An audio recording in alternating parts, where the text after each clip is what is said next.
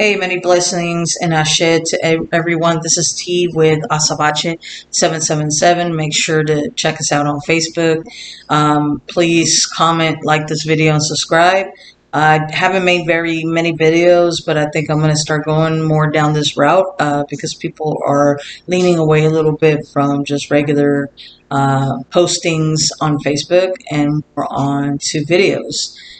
So as technology moves, so I need to move with it. So I just wanted to kind of go over the topic today about initiating into what's called Regla de Osha or Lumi or the Yoruba religion. The incorrect name is Santeria, but that's what most people in the United States recognize it as, Santeria, but it's actually Regla de Osha.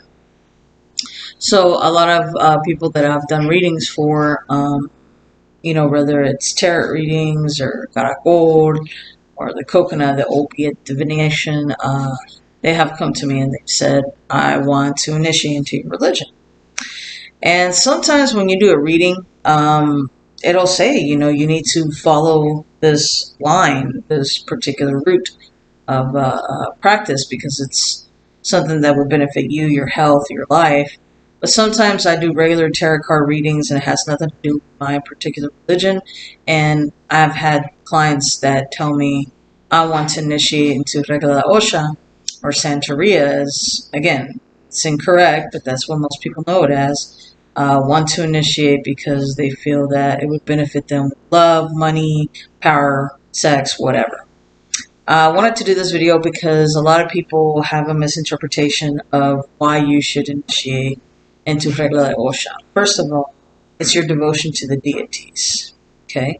Because you believe in them and you humbly accept the,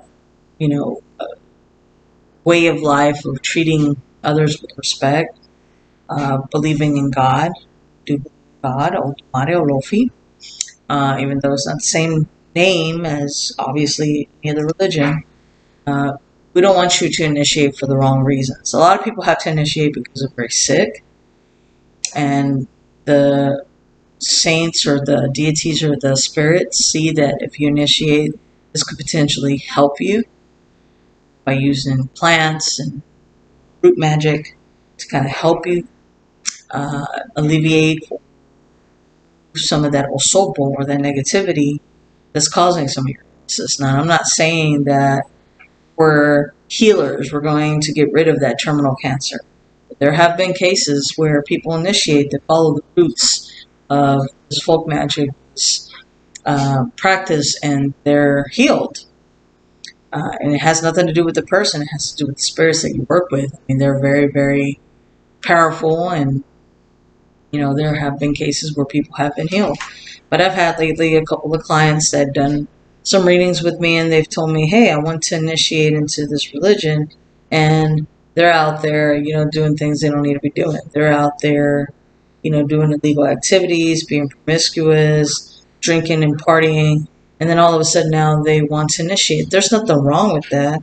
It's just that you're not doing it for the right reasons. Let me tell you how I got initiated. I just wanted to share kind of my story.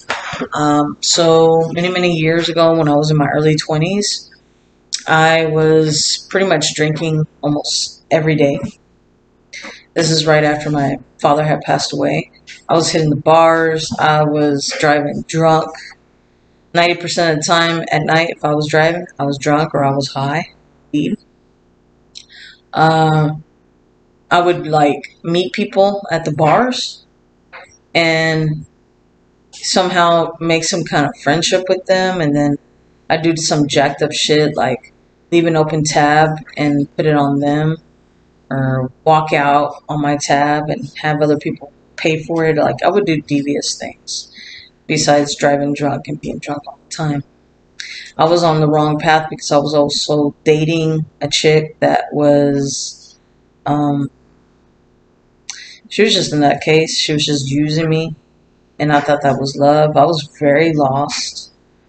So one day I lost my job. I was working somewhere and I lost my job. My car had broken down, so I couldn't drive it anywhere. I had no money. I was just not doing very good. Like, I was doing really shitty. Couldn't find a job, didn't have a car, didn't have no. The girl I was talking to, she wanted me because she was just using me. And I remember that day my mom's boyfriend lended me. Well, no, I take that back. It was actually my mom that lended me her car, and I think I had maybe $20 to my name that day. So I drove down to like the downtown area in this area called Knox and Henderson here in Dallas. And back then, I mean, this was like over 15 years ago. There was a little botanica or spiritual store, and I don't even know how the hell. I was just driving. I was just trying to get out of the house. I was depressed. I stopped in there. I parked and I stopped in there because I was like, well, let me see what they have in there, even though I couldn't afford to buy shit. You know, I only had $20. And this black man approached me, and he was very old. The store was weird. It had a bunch of like saints, and herbs, and all kinds of stuff in there. And I asked him, you know, how much for reading, and he told me at the time, oh, well, I'll do it for $20. He charged more, but I guess he felt or he saw something in me like this chick is broke, right? So I was like, all right, cool. I'll spend my last $20 on a reading. Maybe I can, and I've never done this before, and maybe I can get some kind of help. And so he read me, and when it came time to pay, he told me just to keep my money because he said, you're broke. I mean, you don't even have enough money to get back home. He started laughing. Not to mock me, but, you know, he was just an old man. And I remember when he was reading me, there was this strange image of a rock, cement rock, next to him. He was spitting rum in it and blowing cigar smoke. And part of me, I was scared. And part of me, I was kind of like, what the hell am I doing here? And then the other part of me felt like some kind of sense of relief. Like, this is where I belonged. He told me what to do. He gave me something. To this day, I don't know what happened to it. I lost it. But the day that I lost it was the day that I found a job. So it was maybe like in talisman or something. It was supposed to, you know, get lost or lose it. I was supposed to lose it. But I never forgot that man. Many years later, I come to find out that that man was actually the padrino, or the man that initiated me. And not only that, but this old black man from Cuba, he also knew my family, knew my parents. I mean, he was very old, and he knew pretty much everybody who came on the Mariel. So many years later, you know, I never forgot this, and I started going down the wrong road again. And I remember I did an illegal job, and I made some money, and at this point, I didn't even know what the hell to spend my money on. I was just spending it on dumb shit, you know. And I walked into another botanica, or spiritual store, or pet shop store is what they call it. And I was met by a beautiful lady, older lady, and I told her I wanted a reading because, again, I felt lost with my life. Like, I had money. I had everything that you could want, a car, money, everything. But again, I wasn't fulfilled. Sometimes that does happen. Don't believe that just because you have money that you're happy. Yeah, hell yeah, money makes you happy, but it's not everything. Some people actually have everything and still feel lost. And I've been there, and I never thought that would happen because, you know, money don't come easy. And this lady, you know, Christina, she read me, and she told me, you know what you need? You need to initiate. You know, the deities are calling. They believe that this is going to be life-changing. And I told her, okay, how much? And, you know, she gave me a price. It wasn't very much. And she's like, be here this day at this time, dressed in white, cover your head, and we're going to do ritual initiation. So I did it, you know, and the day that I did it, I was kind of like, oh my God, you know, while they were doing it, I wanted to literally run out screaming because I was terrified. But after it was all said and done, I felt this sense of like calmness. I was very sleepy, and it was life-changing. And if I could do it all over again, I would. Later down the line, I find pictures that my mom had of me as a child where I'm sitting next to this black doll we call Francisca, and she's wearing necklaces or aleques around her. And I'm playing with this doll, and I see pictures of me playing with things that have to do with this particular practice or religion. And I asked my mom, why am I sitting next to this type of doll? Did I know about these things when I was a kid? Did y'all expose me to anything? She said, no. She said, but when you were a child, you used to love grabbing those necklaces and playing with that black doll. Like something drawed you to her a lot. So pretty much it's been something that's been, I guess, drawing me into this religion. And then come to find out, my grandfather was a palero. My father was also a palero. And I had, santeras and santeros and babalaos in my family back in Cuba. I didn't know about this. My mom never shared this with me. So it's just kind of something that runs down your bloodline sometimes. If you come from a family of Haitians or Creoles or Africa or Cuba, Dominica, whatever, sometimes these things are in your blood. You cross the paths of the deities whether you like to or not. But there are other people who want to initiate for the wrong reasons. So with that being said, I know I kind of went over timing on this video. Don't initiate because you want money. Don't initiate because you want power. You want to have a lot of boyfriends or girlfriends.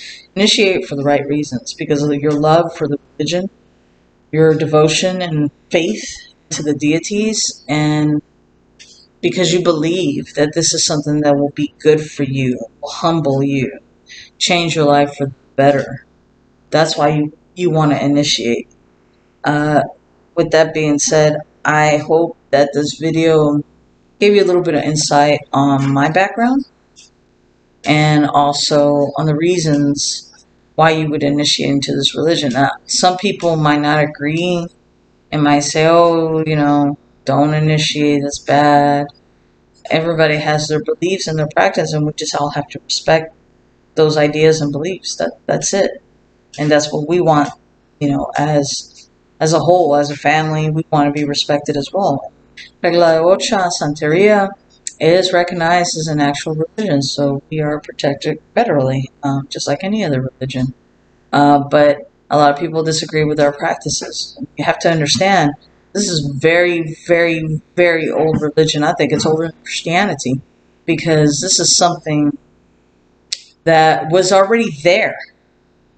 When these people came and took the slaves and shoved Bibles down their throat, basically, because they didn't know anything else. They already had their practices back in Congo and Nigeria.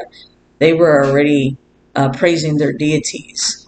They were already using herbs in the forest and the ocean to do their rituals. So these people came to take them and enslave them. They were a lot were forced into Christianity. This is something that is historical. This is documented. This can be researched. I'm not like making up this shit, right? So it is a very old tradition, very old religion. So if you decide to initiate, make sure you do the right reasons. Make sure you're doing it for your devotion and your love and your faith into the deities, first of all. And then, if you're trying to look for a change to better your life, to have better health. And obviously, a lot of people want a lot of money. I was that person. I kept asking my deities for money, money, money, money. But they didn't give me money. They gave me opportunities to continue my education. And they gave me opportunities to become a better team player when it came to my career. And that opened up opportunities for me to be promoted. So it didn't give me directly what I wanted, because I was very greedy. I wanted lots of money, and I wanted this, and I wanted that. But what they did do is they expanded my mind, they humbled me, and they showed me that I could have anything I wanted in this life, just working hard and applying myself to it, and of course, being a good person. Guapele y basuru es buen comportamiento y paciencia. So what that means is having good character and patience is what gets you to your goals. Anyways, like, comment, subscribe. I hope you guys enjoyed this video. I'll be making some more videos. I'm going to actually go into some videos with some magical rituals that you can actually do. I'll go over some videos about the religion without disclosing any of the sacred information, of course. As you know, there are things that we can't disclose. So like, subscribe, and please check out my Facebook. It's Asabache777 at Facebook, or AZABACHE 777 at Facebook. On Facebook. So like and subscribe, and I'll talk to y'all soon. H. Bendiciones.